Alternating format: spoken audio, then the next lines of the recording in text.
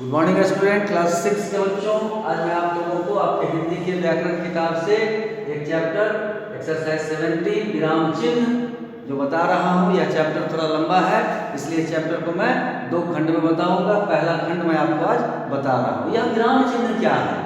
तो सबसे पहले विराम चिन्ह क्या है इसको आप समझ लीजिए। तो लिखते समय या बोलते समय, लिखते समय या बोलने के समय तो फिर चिन्ह दिखाई नहीं देता है, तो आप इसको लिखने पर ही देखिए कि लिखते समय रुकने, कहीं कहीं या उतार चढ़ाव। कोई भी सेंटेंस हम लिखते हैं तो बहुत सारे शब्द उसमें होते हैं। कोई भी सेंटेंस जब हम लिखते हैं तो बहुत सारे शब्द होते हैं। वह शब्द वाक्य में पद के रूप में जाने जाते हैं, या वाक्य में प्रयोग जब हो जाता है शब्द तो वह पद कहला जाता है। तो जब बहुत सारे पदों को मिलकर के हमें एक सेंटेंस बनाना होता है, एक वाक्य लिखना होता है, तो उसके लिए हमको कहीं कहीं रुकना पड़ता है, ताकि आपके भाव दूसरे के सामने, आपके अर्थ स्पष्ट हो जब दूसरा उसको सुने। तो रुकने के लिए जिन चिन्हों का प्रयोग करते हैं उन्हें हम विराम चिन्ह कहते हैं।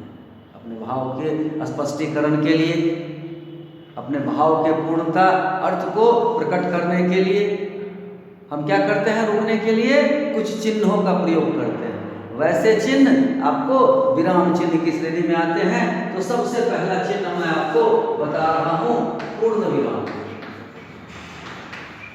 ये पूर्ण विराम क्या है? जब आपका एक कथन पूरी तरह से दूसरे को संतुष्ट करने के लिए बोला जाए, एक कथन, एक स्टेटमेंट, एक वाक्य पूरी तरह से लोगों के सामने अपने अर्थ को प्रस्तुत करने के लिए आप बोलते हैं, तो उसके बाद जो आप चिन्ह लगाते हैं तो उसको हम विराम चिन्ह कहते हैं। और वह विराम चिन्ह अंग्रेजी के मैथ के 1 के रूप में देखा जाता है। ये 1 जो आप देख रहे हैं इसको हम विराम चिन्ह कहते हैं, जब हिंदी में इसका प्रयोग वाक्य के अंत में करते हैं। तो जैसे हम कहते हैं राजू स्कूल गया है। अब देखिए राजू स्कूल गया है, अब यहां क्या हो जाएगा, विराम चिन्ह हो जाएगा। तो इसको हम कहते हैं विराम चिन्ह। ये जो चिन्ह आपका बना इसको हम क्या कहते हैं, विराम चिन्ह। और विराम चिन्ह में यह पूर्ण विराम है। अब देखिए, तो ये पहला हो गया उदाहरण। अब इसमें दूसरा उदाहरण देखिए। तो दूसरा उदाहरण हम आपको देते हैं अल्प विराम। अल्प विराम ये दूसरा विराम चिन्ह है। पहला विराम चिन्ह था पूर्ण विराम, दूसरा विराम चिन्ह है अल्प विराम। ये अल्प विराम क्या है? तो अल्प विराम का मतलब है वाक्य के मध्य में थोड़ा थोड़ा रुक करके जब हम वाक्य को पूर्ण करते हैं, अपने अर्थ को स्पष्ट करने के लिए, वाक्य को पूरी तरह से सामने वाले के सामने स्पष्ट करने के लिए हम जब थोड़ा थोड़ा रुकते हैं तो उसको हम अल्प विराम की श्रेणी में रखते हैं। यह अल्प विराम कैसा होता है? तो अंग्रेजी के कॉमा, अंग्रेजी में आप जिसको कॉमा कहते हैं, यह अल्प विराम है हिंदी में।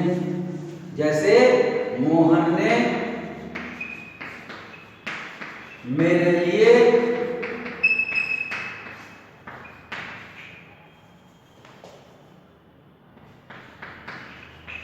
सब्जी, फल और मिठाई लाया। मोहन ने मेरे लिए सब्जी, फल और मिठाई लाया। अब देखिए यहाँ सब्जी के बाद और फल के बीच में थोड़ा सा रुकावट है, इसलिए हम यहाँ पर एक कॉमा लगाते हैं जिसको कि हम अल्प विराम कहते हैं। अब इस तरह से तीसरा विराम चिन्ह आप देखिए।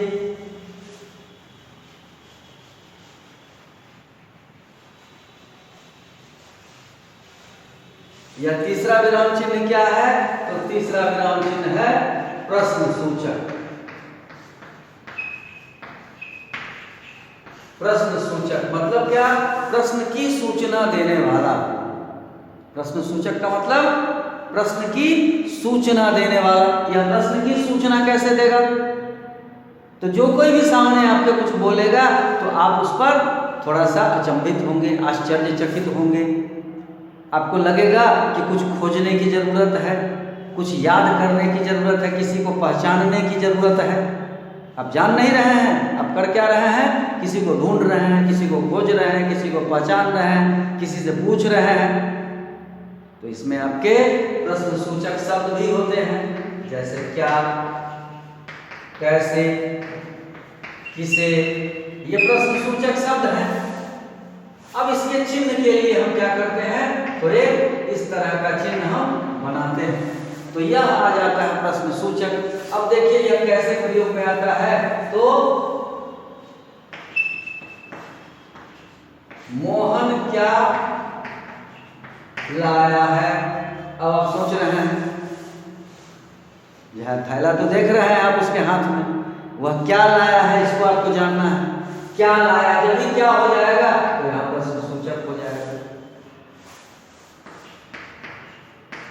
तुम कैसे गिर गए? अब देखिए इसमें भी पता लगाने की जरूरत हो रही है। मैंने आपको कहा अभी कि इसमें आपके मन के पीछे क्या है ये आपको पता नहीं है। वह पूछ क्या रहा है, आप जानना क्या चाह रहे हैं।